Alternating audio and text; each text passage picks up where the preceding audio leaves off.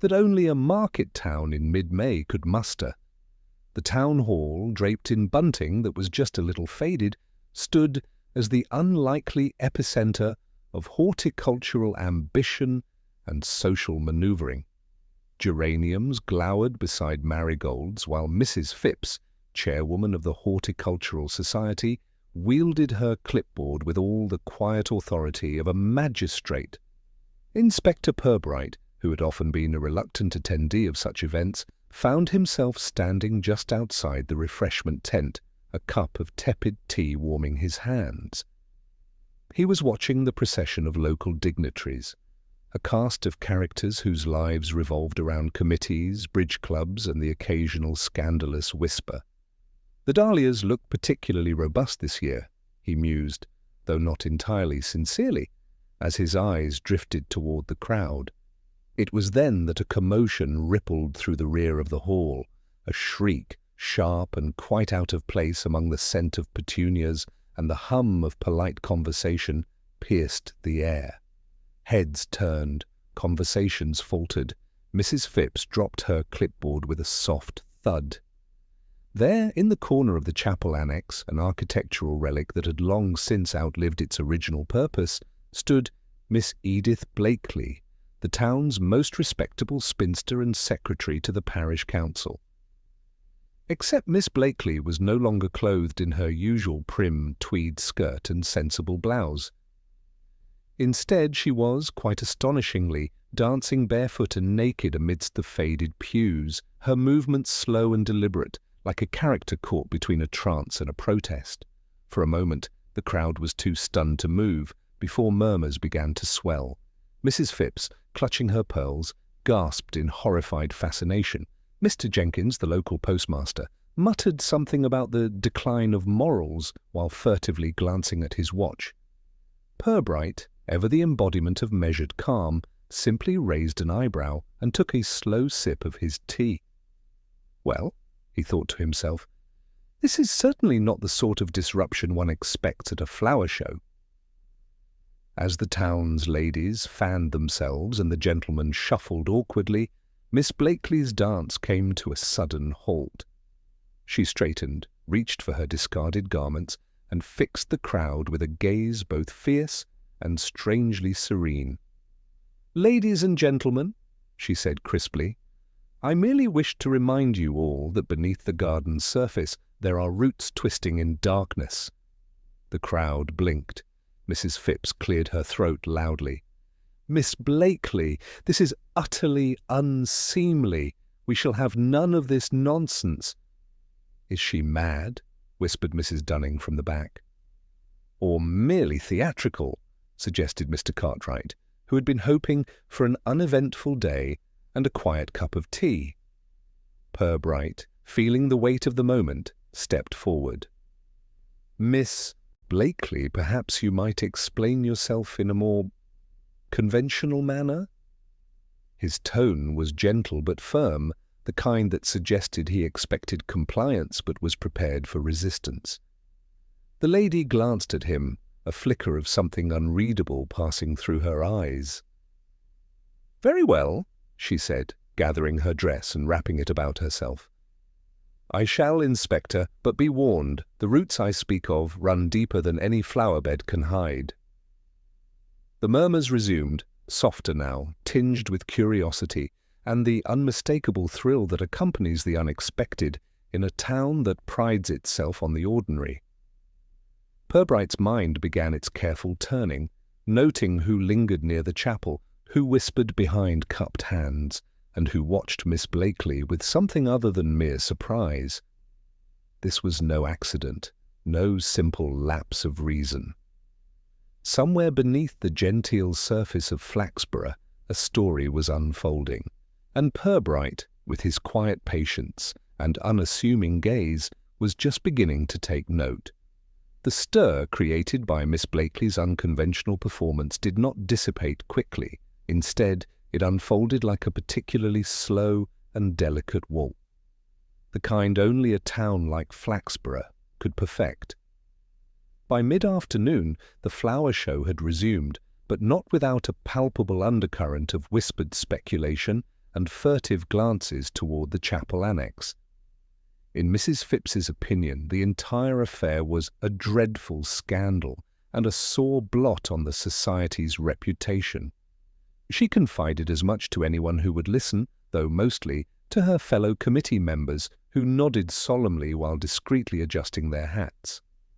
"It's simply not the sort of thing that happens here," she declared, as if the very idea was an affront to the town's carefully curated image. Meanwhile, the local butcher, Mr. Griggs, had taken a less judgmental, though no less fervent, stance. Over a pint at the Wheatsheaf, he mused that perhaps Edith Blakeley had been driven to madness by the bottled-up tensions of life in Flaxborough.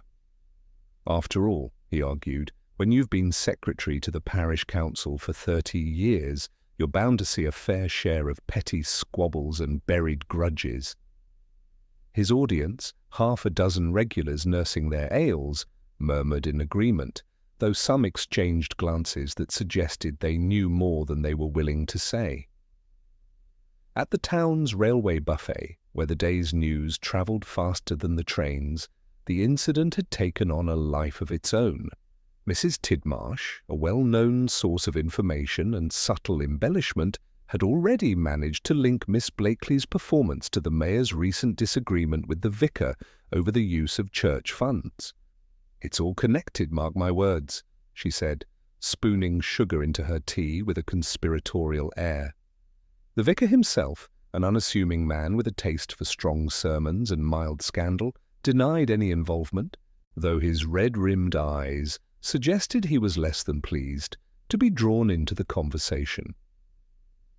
"Edith is a good woman, if a little eccentric," he commented softly when Purbright called to inquire after the chapel's status. "If she wishes to dance in the chapel, well, that is her business, though I confess I do not understand her meaning." Throughout the town, opinions swirled, each citizen weaving their own narrative with threads of gossip, assumptions, and the faintest hints of old resentments. Purbright listened quietly to these murmurs, aware that the truth often lay buried beneath the layers of personal bias and town pride. What caught his attention most was not the performance itself, but the subtle way people reacted, not just to Miss Blakeley, but to one another. The swift deflections, the tightened smiles, the reluctance to look directly at certain faces. In Flaxborough, as in all small towns, it was rarely the crime or incident that mattered most. It was the ripples it sent through the carefully balanced web of relationships. As evening fell, Purbright sat in his modest office, the soft tick of the clock marking time as he sorted through notes and observations. The flower show had ended with the usual prizes awarded and a subdued air of forced normalcy, but the seeds of something far more complex had been sown. Tomorrow promised interviews, quiet probing, and the slow unravelling of stories long kept to oneself. For now, the town whispered, and Inspector Purbright, with his unhurried patience, was listening. Inspector Purbright arrived at the parish council offices promptly the next morning, a modest brick building tucked between Mrs. Cavendish's tea room and the antique shop, where the faint scent of old paper and brewing tea mingled in the air. The sun cast a pale, hesitant light through the frosted windows, as if the day itself was still uncertain about how it would unfold. Inside, the clerk, a bespectacled gentleman named Mr. Walcott, greeted him with a nervous smile. "Inspector, I suppose you're here about yesterday's incident?" Purbright inclined his head politely. "Indeed, Mr. Walcott. I wonder if I might have a moment with Miss Blakeley." A flicker of hesitation passed over the clerk's face. "She's resting, sir. Quite shaken, understandably. I'll see if she's willing." Moments later, Miss Edith Blakeley entered, carefully wrapped in a woolen shawl that seemed to swallow her slender frame. Her pale eyes met Purbright's steadily, but there was no trace of embarrassment or anger, only a strange, quiet determination. "Inspector," she began, her voice calm but firm. "I appreciate your discretion. It's clear the town has reacted in ways I had foreseen." Purbright nodded gently. "Miss Blakely, if you would, please tell me in your own words what led you to dance in the chapel." She regarded him thoughtfully before speaking. "It was never about the act itself. It was about what that act represented, a refusal to remain silent. For years I have observed how certain matters have been quietly swept under the rug. The chapel, you see, is more than bricks and pews. It is the repository of our collective conscience, flawed though it may be." Her gaze drifted momentarily toward the window. "There are things in this town, Inspector, secrets that fester like weeds beneath the manicured lawns." Purbright listened, making careful mental notes. "Would you say this was an act of protest?" She gave a faint, almost imperceptible nod. "Yes. But it is also a call for attention to the wrongs done quietly, without recognition." "Do you have anyone in particular in mind?" Purbright asked softly, careful not to startle her. Miss Blakely hesitated, then spoke with measured resolve. "There are those among the council who have betrayed the trust placed in them. Small betrayals, perhaps, but betrayals nonetheless." Purbright allowed the silence to stretch, giving her space to continue. When she did not, he gently changed course. "I understand you have been secretary to the parish council for some time. Have you noticed any recent conflicts or unusual behaviour?" She nodded again. "Tensions have risen over the past months, especially concerning the allocation of funds.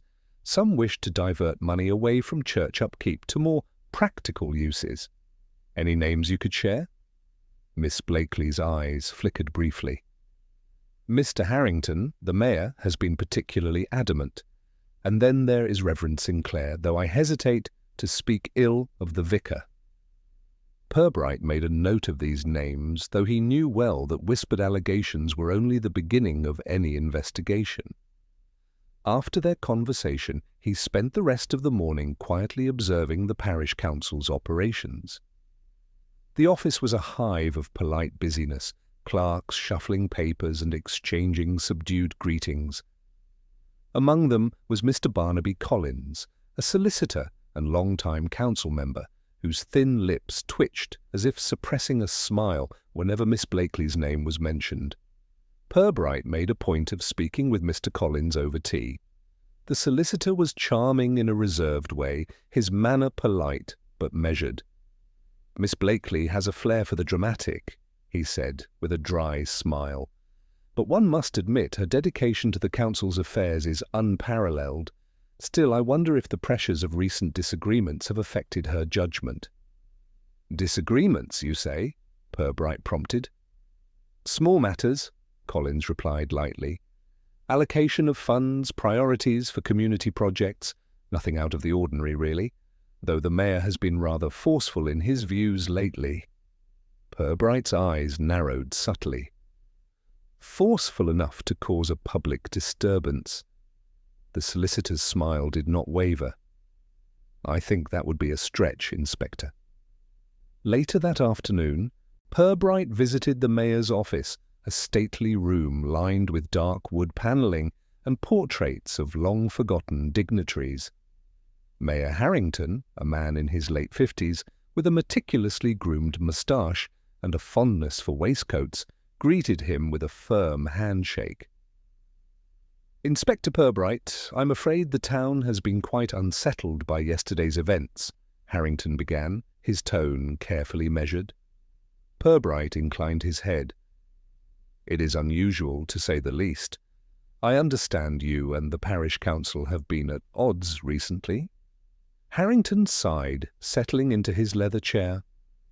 "Indeed, there have been debates about budget priorities. I believe the town's resources are better spent on infrastructure rather than endless upkeep of aging buildings. Some might see that as a betrayal of tradition." "Tradition is important," Harrington replied, "but progress is essential." I suspect Miss Blakely has allowed her personal frustrations to cloud her sense of propriety." Purbright considered the man carefully. His manner was polished, his voice steady, but there was an undercurrent of impatience that suggested deeper irritation. "Have you noticed anyone else who might have grievances related to the council's decisions?" Purbright asked casually. The mayor paused. "Mrs. Dunning, the town librarian, has expressed some dissatisfaction. She is quite protective of the town's heritage." That name struck a chord with Purbright. He had noticed Mrs. Dunning at the flower show, her knitted brow and sharp gaze hinting at concerns she had not yet voiced. The day's interviews revealed a pattern: several townsfolk with quietly simmering resentments, each touching on the parish council's affairs and the recent tensions. But nothing concrete yet, only whispers and half-finished sentences. As dusk settled over Flaxborough, Purbright walked the familiar streets, allowing his mind to piece together the fragments of the day. Edith Blakely's actions were a symptom, not the cause. The town's outward calm masked a tangled web of loyalties and grievances. Small-town life, Purbright reflected, was never as simple as it appeared. Beneath the well-manicured gardens and polite smiles, there were stories waiting to be told, stories that, if left unchecked, could unravel the very fabric of the community. Tomorrow promised more answers, but for now the mystery lingered in the fading light, like a secret waiting patiently to be uncovered. The morning mist still clung to the cobbled streets of Flaxborough when Inspector Purbright made his way toward the town library, a modest red-brick building tucked between the baker's and the chemist's shop. The scent of damp earth mingled with the faint aroma of fresh bread, promising a day as unhurried as the town itself. Mrs. Dunning, the librarian, was already at her desk, her sharp eyes lifting briefly from a ledger before fixing Purbright with a gaze that seemed to measure his purpose. "Inspector," she said crisply, "to what do I owe the pleasure?" "I was hoping to discuss the recent disturbances," Purbright replied smoothly. "Your name came up during my inquiries about the parish council." She nodded, fingers steepling together. "Ah, yes. The council's priorities have been rather disconcerting lately. The threat to our heritage, you might say." "Such as?" Mrs. Dunning leaned forward, lowering her voice. "They're proposing to sell some of the town's archives to cover the maintenance shortfall. Documents, letters, pieces of Flaxborough's history that belong to us all." Purbright's interest sharpened. "And your view?" "Opposed, naturally," she said firmly. "Once lost, such things cannot be replaced. But voices like mine are often drowned out by those with short-term interests." "Have you voiced these concerns to the council?" "Repeatedly," she said with a weary sigh. "But it falls on deaf ears. Some would rather see history discarded for immediate gain." Purbright made a note. "And Miss Blakely? Has she shared any of these concerns with you?" Mrs. Dunning's lips twitched. "She has her own battles, but yes, we've spoken. She's deeply troubled by what's happening." The conversation was interrupted by the arrival of Mr. Harwood, the town's antiquarian and occasional historian, who had overheard their exchange. "If I may," he said with a polite cough, "there is more at stake than just documents. The chapel itself holds secrets, old wills, disputed land deeds, that could complicate the council's plans." Purbright raised an eyebrow. "Secrets, you say?" "Indeed," Harwood continued, "and not all are eager for them to come to light." The web of quiet tensions grew thicker as the day wore on. Purbright visited the chapel annex once more, noting the faint traces of worn floorboards and faded frescoes. It was a place where the past lingered stubbornly, refusing to yield to modern conveniences. That afternoon, he met with Reverend Sinclair, a man whose calm demeanour seemed at odds with the storm brewing in the town. "Inspector, I assure you, I have no quarrel with Miss Blakely's actions, though they were surprising. Her dance was symbolic, perhaps misguided, but it speaks to a need for honesty." "Do you think the council is hiding something?" Purbright asked. Sinclair sighed. "I believe they are struggling to balance tradition with progress, and in doing so, some truths are left unspoken." Their conversation was interrupted by a sudden call from the constable stationed at the market square. A second incident had occurred, this time less theatrical but equally unsettling. A notice board freshly posted with details of the flower show's winners had been defaced overnight. Someone had scrawled a message in bold, uneven letters. "The roots are rot." The words, simple yet charged, sent ripples through the community. The timing was too pointed to be mere vandalism. It was a message, a warning perhaps. Purbright examined the notice board carefully. The handwriting was unsteady but deliberate, the ink fresh. Nearby, a small scrap of torn paper fluttered at the foot of the post, unnoticed by the curious onlookers. Picking it up with gloved fingers, Purbright found it was a fragment of a letter, the partial phrase, "not to be revealed," faintly legible. Who had written it, and what secrets did it threaten to expose? As evening descended, the inspector returned to his office, the town's quiet facade peeling away to reveal shadows beneath. The dance in the chapel, the whispered grievances, the defaced notice, all were strands of a story just beginning to unravel. Purbright sat back, eyes narrowing thoughtfully. The roots were indeed rot, as someone had declared. And in Flaxborough such rot was not easily seen, but it could poison everything if left to fester. Tomorrow he would dig deeper. For now he allowed himself a moment of quiet reflection, aware that the true heart of the mystery lay not in the bold acts themselves, but in the silent fears and grudges that bound the town together. The following morning, Flaxborough awoke under a sky smeared with pale clouds, the air carrying a faint chill that hinted at the lingering spring. Inspector Purbright, as was his habit, took a leisurely stroll through the market square before heading to the town hall. The muted buzz of gossip was already in motion, each trader and visitor adding a subtle shade of opinion to the unfolding mystery.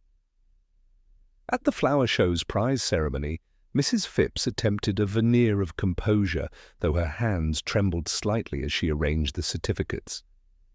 "Such unrest," she muttered under her breath, "has no place in our town." Purbright observed her discreetly.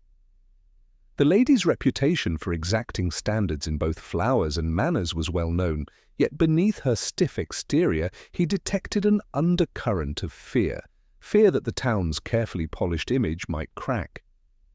His next visit was to the bakery, where Mr. Fairclough, the owner, was sharing his thoughts over freshly baked scones and bitter tea. "It's all connected," Fairclough insisted, wiping flour from his hands. "That note on the board, Miss Blakely's antics, the council squabbling, something's bubbling under the surface." Purbright nodded, sipping his tea. "And what do you think it might be?" The baker shrugged. "Hard to say. People don't talk outright here. They leave clues in whispers and sideways looks. But whatever it is, it's been simmering for some time." Further along at the chemist's, Mrs. Jennings spoke in hushed tones. "There's been talk of old grievances resurfacing, land disputes, family debts and the like. Nothing new. But with this recent strangeness, folks are uneasy." Purbright made a note to look into the town's records regarding property and inheritance, suspecting that the roots of the problem might well lie buried in legal papers and forgotten promises. Mid-morning found him at the antique shop, speaking with Mr. Harris, a man whose knowledge of Flaxborough's past was encyclopedic. "The chapel, you see," Harris said, polishing a brass candlestick, "has always been a repository for secrets, wills lost, contracts unsigned, deeds never recorded properly. It's a patchwork of the town's history and its scandals." "Do you believe someone might have exploited this?" Purbright inquired. The antique dealer smiled thinly. "Oh, more than one. Old families guarding their interests, and newcomers looking to unsettle the balance. It's delicate." Returning to the parish council offices, Purbright requested access to minutes from recent meetings. The records, he discovered, contained terse exchanges about funding allocations, heated debates cloaked in polite language, and subtle insinuations about the management of town assets. One passage stood out, a reference to an irregularity in the chapel renovation accounts, quickly passed over without explanation. The inspector's brow furrowed. This was the kind of detail that often pointed toward deeper undercurrents, financial disagreements, that masqueraded as mere bureaucratic squabbles. Later, Purbright arranged a discreet meeting with Miss Blakely, whose composure had returned in full measure. Over tea in a quiet corner of the tea-room, she spoke candidly. "There are fractures within the council," she admitted. "Personal ambitions, old alliances breaking down. I fear the chapel's sanctity is threatened by more than just neglect." "Have you suspected anyone of wrongdoing?" Purbright asked carefully.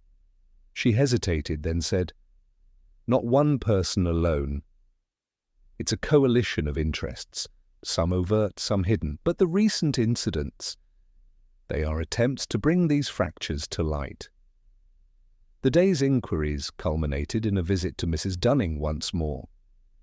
The librarian showed Purbright a bundle of letters, faded and brittle, which she had rescued from a box slated for disposal. They hinted at disputes over land adjoining the chapel grounds, contested inheritances, and a few pointed references to a long-ago scandal involving a prominent family. "These letters," she said quietly, "paint a picture of tension stretching back decades. The roots of discord are tangled." Purbright's mind pieced the fragments together. The dance in the chapel was a symptom, a deliberate, symbolic act intended to provoke. The defaced notice board, the whispered threats, the council's disagreements, they were all part of a slow-burning fuse. As evening fell, the inspector sat alone in his office, the amber glow of a desk lamp casting long shadows. He reviewed his notes, the faces of the townsfolk lingering in his thoughts. Each carried their own burden, their own stake in the delicate balance of Flaxborough. And somewhere among them was the key to the mystery, a truth wrapped in civility and guarded by years of quiet grudges. Purbright allowed himself a small, satisfied smile. The case was unfolding just as it should, gradually, patiently, with all the subtlety that a town like Flaxborough demanded. Tomorrow he would press further. For now the roots were tangled, but the rot was beginning to show. The morning haze clung stubbornly to Flaxborough as Inspector Purbright set off toward the outskirts of town, where the older houses clustered around the old chapel grounds. The air was thick with the scent of damp stone and freshly tilled earth, a subtle reminder that beneath the town's prim surface lay layers of history not easily disturbed. His destination was the residence of Mr. Barnaby Collins, the solicitor who had so far appeared both courteous and elusive.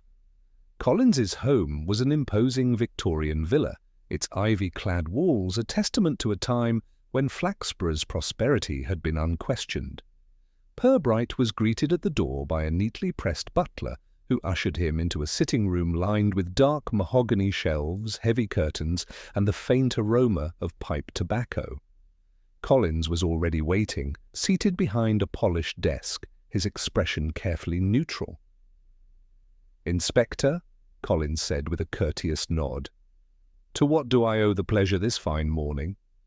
Purbright took a seat opposite him, folding his hands calmly. "I wanted to follow up on our previous conversation. There are matters concerning the chapel renovation accounts that require clarification."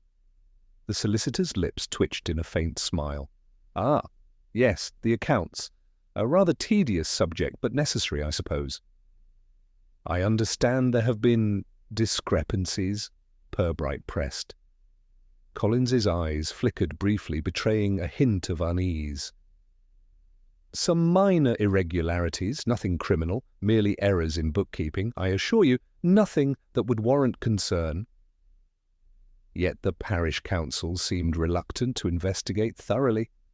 "Politics, Inspector. Sometimes discretion is preferred to public scandal." Purbright nodded slowly. "And what of the land disputes Mrs. Dunning mentioned? Contested boundaries adjoining the chapel?"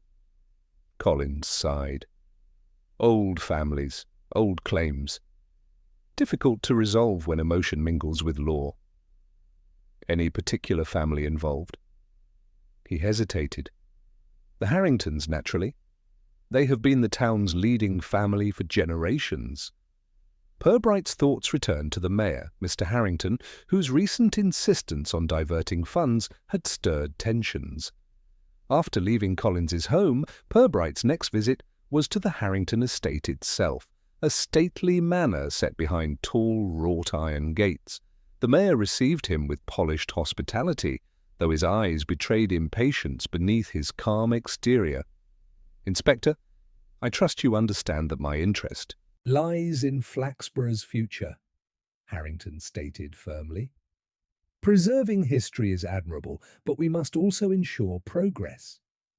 "Of course," Purbright replied, "but progress must be balanced with respect for the town's heritage." Harrington smiled thinly. "Some cling too tightly to the past, unwilling to adapt." Purbright noticed the mayor's glance toward a framed photograph on the mantelpiece, an old family portrait with the chapel in the background. "Your family's history is entwined with this town." "Indeed," Harrington said quietly, "which is why I want what's best for it." The inspector left the estate with a growing sense of something unspoken, a tension simmering beneath the mayor's polished exterior. Later that day, Purbright visited the town's solicitor archives, poring over deeds, wills, and council minutes. Among the faded documents, he found a series of letters between the Harrington family and the parish council dating back decades, references to land sales, disputed rights, and financial arrangements that were anything but straightforward. One letter, penned in an elegant hand, hinted at a settlement to be kept discreet, the details of which had never been recorded publicly.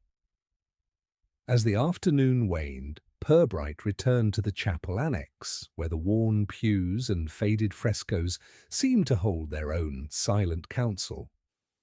He pondered the significance of the hidden histories, the disputes kept out of sight, the fractures masked by civility. His reflections were interrupted by the arrival of Mrs. Dunning and Mr. Harwood, who had taken it upon themselves to assist in the investigation. Their knowledge of local law and history provided valuable context, revealing how long-standing grievances often intertwined with present conflicts. Together they discussed the possibility that the recent incidents, the dance, the defaced notice, the whispered warnings, were attempts to expose these buried truths. Purbright appreciated their insights, but reminded himself that while history provided the backdrop, human motives remained the key. As evening fell, the inspector prepared his notes and considered his next step. The web of relationships, old debts, and hidden deals was complex, but the threads were beginning to show. The town's genteel surface masked a network of alliances and rivalries, each quietly shaping the present. Tomorrow he would widen his inquiries further, probing beyond the obvious suspects. For now, the roots beneath Flaxborough's flowers were exposed, but the rot was not yet fully revealed. The morning broke over Flaxborough with a dull greyness that seemed to mirror the unease settling over the town. The flower show was long over, yet its ripples continued to disturb the usual calm. Inspector Purbright found himself wandering through the streets, observing with his usual patient scrutiny the small dramas playing out behind polite smiles and carefully maintained facades. His first call was at the home of Mrs. Edith Blakely. The spinster, having regained much of her composure since the chapel incident, greeted him with a reserved nod and a faint smile that did not quite reach her eyes. "Inspector, to what do I owe the pleasure?" "I hope to speak with you about recent events, Miss Blakely. There are matters I believe only you can clarify." She gestured for him to sit in the parlour, where the faint scent of lavender hung in the air. "Very well," she said. "But be warned, there are truths some would prefer remain hidden." Purbright nodded. "I understand. You mentioned before that your dance was a call for attention to buried wrongs. Would you care to elaborate?" Miss Blakely's fingers traced the edge of a lace doily as she spoke. "There is a fracture within the parish council, a slow fracture that has been growing for years. Some seek power through preservation of the status quo. Others, like myself, see the need for honesty and reform." "Who are these others?" Purbright asked gently. She hesitated, then named two, Mr. Barnaby Collins and Mayor Harrington. Both men have their reasons for maintaining secrecy. The chapel, its lands, and the council's funds are tied up in old promises and recent schemes. Purbright made a note. "And the defaced notice board? The message, 'The roots are rot.' Do you know who might have written it?" She shook her head. "I only know it is a symptom of growing frustration. Someone wishes the town to wake up." Leaving Edith Blakely's house, Purbright's thoughts turned toward the emerging pattern of quiet unrest. It was not merely personal grievances, but a clash of visions for Flaxborough's future. At the market square he encountered Mrs. Dunning, the librarian, who was arranging a display of local history books. She greeted him with a knowing look. "The past is restless," she murmured, "and sometimes it has a way of making itself heard." "Have you noticed anyone behaving unusually?" Purbright asked. She glanced toward a nearby bench where Mr. Harwood sat, quietly reading a newspaper. "Perhaps. Some have been more withdrawn, others more vocal. The town's surface has shifted." Later, Purbright arranged a meeting with Mr. Harwood at the Wheatsheaf pub. Over mugs of bitter ale, the antiquarian shared his observations. "People guard their secrets jealously," Harwood said, "but tension has a way of unraveling even the tightest of lids. The chapel's history is intertwined with family fortunes and misfortunes. I wouldn't be surprised if some prefer the past to stay buried." "Do you suspect anyone in particular?" Purbright asked. Harwood shrugged. "Difficult to say, but power often resides with those who can keep others silent." Their conversation was interrupted by a message delivered discreetly. A note slipped under Purbright's door. It contained only a single line, typed in an elegant font. "Truth dances naked in silence. Watch closely." Purbright considered the message thoughtfully. It was cryptic, certainly, but it suggested that the story was far from over and that someone wished to draw him deeper into the web. That evening, a small gathering took place at the town hall, ostensibly to discuss the upcoming summer fête. But beneath the surface, the assembled council members exchanged veiled barbs and careful glances. Purbright attended quietly, noting who spoke with conviction and who sat back, observing. Mayor Harrington took the floor, advocating for a new development project on land adjoining the chapel grounds. His speech was polished, but his eyes betrayed a hint of impatience. Mr. Collins countered with concerns about preserving the town's character and heritage. The tension between them was palpable. When the meeting ended, Purbright lingered, catching snippets of hushed conversations, warnings alliances and cautious threats wrapped in civility. Walking home under a sky thick with stars, the inspector felt the threads of the mystery tightening. The dance in the chapel was no longer an isolated act, but part of a greater conflict where history, power, and personal ambitions collided. The roots beneath Flaxborough's surface were tangled indeed, but Purbright's patience was a steady lantern in the gathering dusk. Tomorrow promised new revelations. The following morning, a gentle drizzle settled over Flaxborough, lending a reflective mood to the day. Inspector Purbright found himself in his modest office, seated behind a desk cluttered with notes, letters, and the occasional half-finished cup of tea.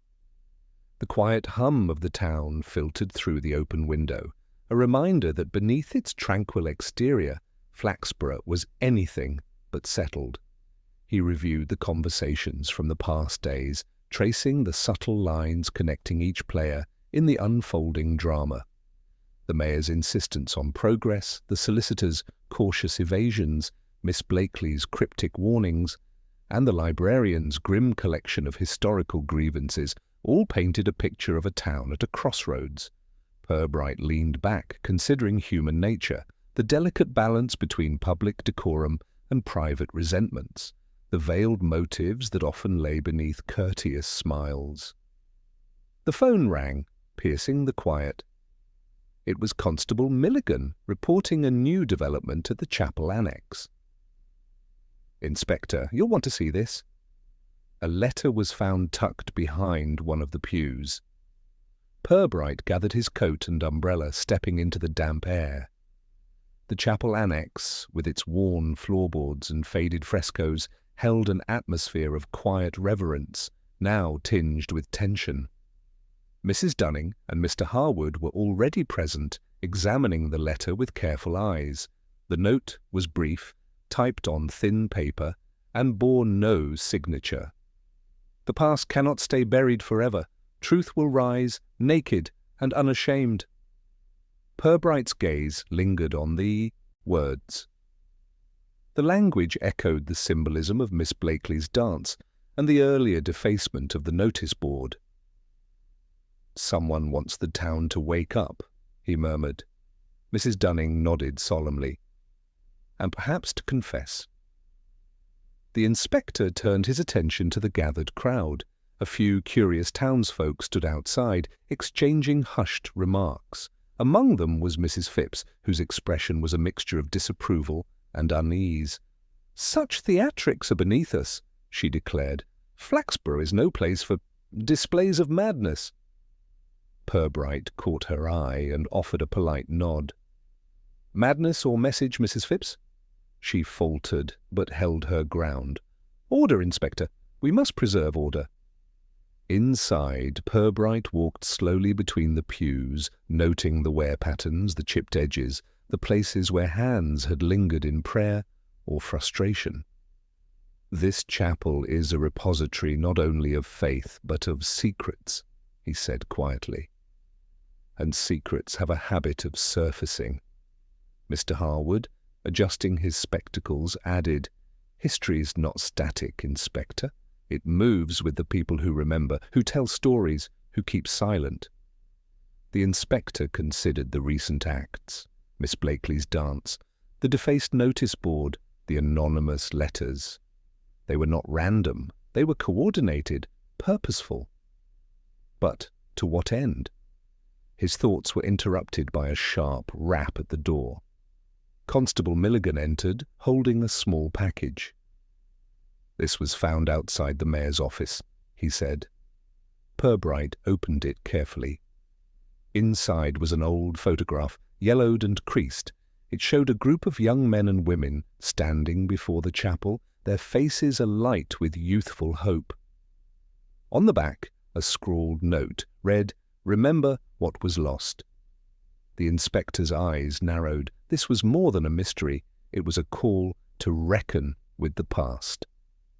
Later that afternoon, Purbright requested a private meeting with Mayor Harrington. In the mayor's polished office, the atmosphere was taut but civil. "Inspector," Harrington began, I assume this concerns the recent communications. Yes, Purbright replied evenly. These messages and the photographs suggest there are memories you would rather keep hidden. The mayor's jaw tightened. The past has its shadows, yes, but I have always acted in the town's best interests. Sometimes, Purbright said softly, the best interests of a town are not served by silence. Harrington looked away briefly. There are truths that can harm more than help, and others that demand to be told.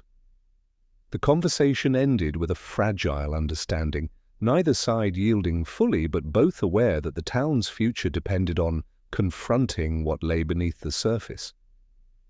As dusk settled over Flaxborough, Purbright returned to his office, the weight of history pressing upon him.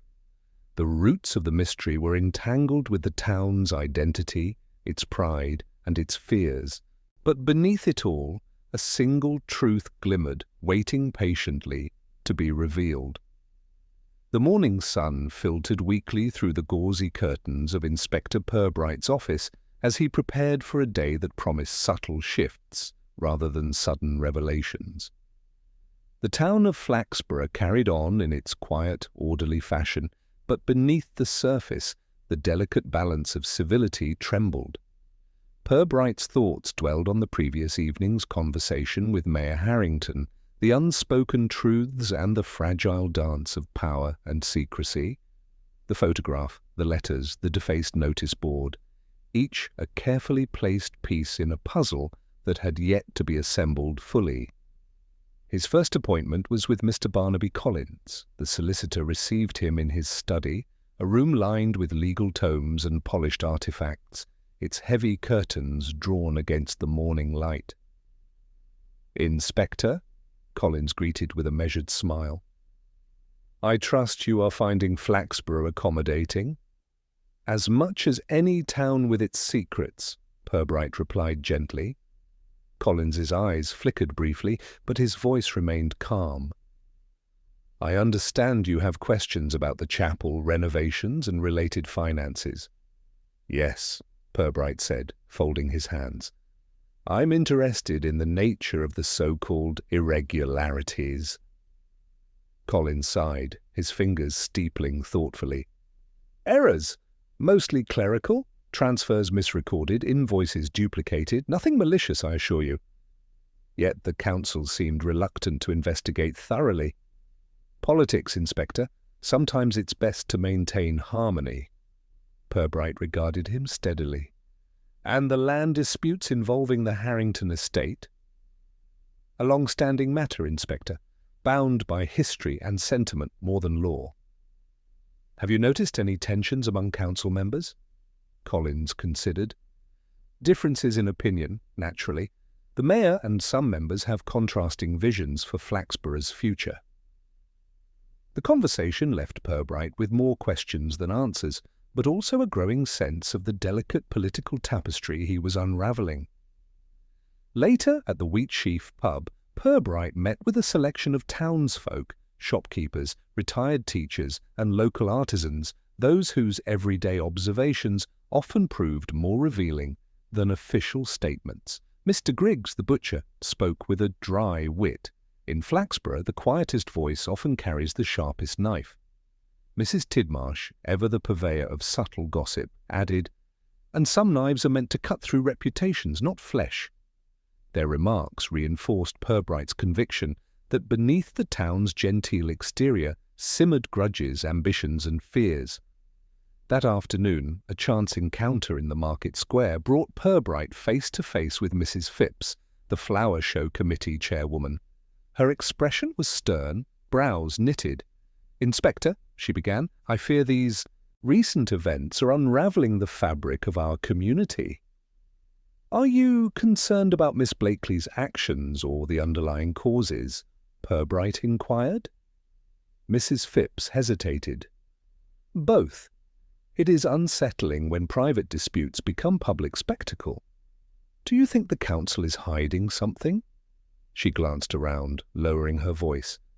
"There are whispers, old debts, family rivalries, questions about how funds have been used. Purbright filed the information carefully. Each fragment added depth to the portrait of a town grappling with its past. Returning to his office as twilight fell, Purbright laid out his notes, a map of personalities, motives, and histories. The roots beneath Flaxborough's orderly surface were tangled indeed, but the rot was visible in the subtle fractures between its citizens. He knew that to solve the mystery, he would have to unsettle those who guarded these secrets carefully. Tomorrow he planned a test, polite but deliberate, to draw out the guilty party. For now he sat back, the soft ticking of the clock marking the steady passage of time, in a town waiting for truth to dance naked in the chapel once more. The early morning air was crisp and clear as Inspector Purbright made his way toward the town hall, his mind alert, but his movements measured. Today was not to be a day of grand discoveries, but of subtle maneuvers, gentle probes designed to unsettle the carefully constructed facades of Flaxborough's most guarded secrets. Inside the council chamber, the usual hum of polite conversation was tinged with an undercurrent of tension. Purbright took his seat unobtrusively, observing as Mayor Harrington presided over the meeting with his customary blend of authority and impatience. The agenda was routine: approval of minor expenditures, scheduling of community events, and the inevitable debate over the chapel's future. Yet beneath the surface, Purbright sensed the delicate dance of power and diplomacy. When the floor opened for public comment, Purbright quietly introduced a topic not listed on the agenda. "Might I suggest," he said, "that the council revisit the financial accounts related to the chapel renovation? Transparency may serve to ease some of the town's concerns." A ripple passed through the room. Harrington's expression tightened imperceptibly. Mr. Collins glanced at the mayor, lips pressed in a thin line. "I believe the records have been reviewed thoroughly," Harrington replied smoothly.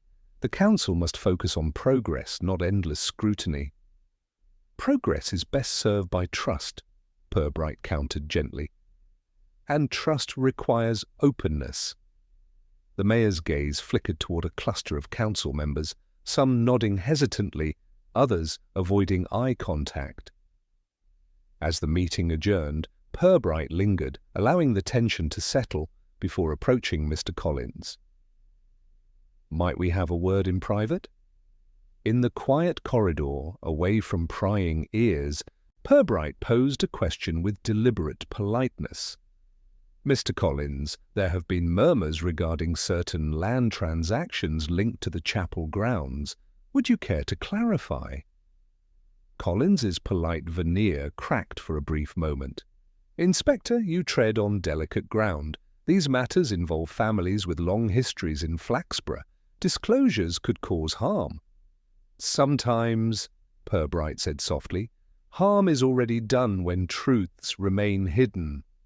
The solicitor's eyes met Purbright's, calculating.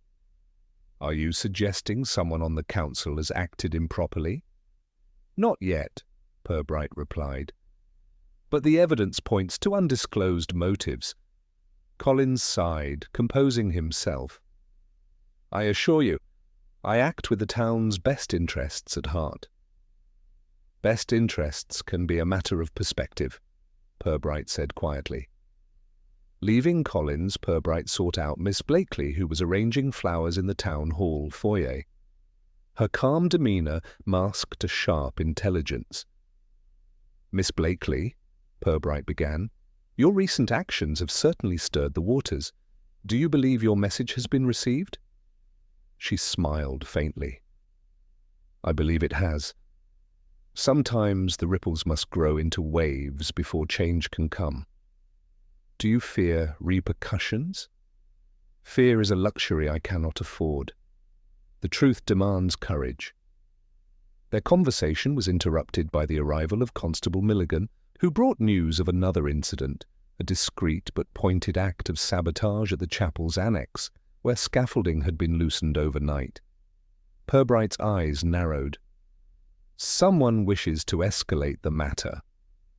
That evening, as the inspector reviewed the day's events, he considered the intricate dance of power, secrecy and revelation unfolding in Flaxborough. The town's genteel surface was cracking, and with it the carefully held illusions. Tomorrow's inquiry promised confrontation cloaked in civility. For now, Purbright prepared quietly, the lantern of patience steady in the gathering dusk. The air in Flaxborough's town hall was thick with polite anticipation as the parish council convened for what was, by all appearances, a routine meeting. Yet beneath the polished veneer of civility, Inspector Purbright sensed a tension as taut as the strings of a finely tuned violin, ready to snap. Purbright arrived early, his presence unassuming but deliberate. The familiar faces of Mayor Harrington, Mr. Barnaby Collins, Miss Edith Blakely, Mrs. Dunning, and the usual council members gathered slowly, their eyes flickering with varying degrees of curiosity and guarded caution. After the customary formalities, Purbright rose, clearing his throat softly. "Thank you all for assembling on such short notice. I believe it is time we addressed the concerns that have unsettled this town, concerns rooted not only in recent events, but in matters long concealed." He paused, allowing the weight of his words to settle. The dance in the chapel, the defaced notice board, the anonymous letters, and the incidents of sabotage, they are threads in a single tapestry. Mayor Harrington's jaw tightened imperceptibly, and Mr. Collins adjusted his spectacles with a measured calm.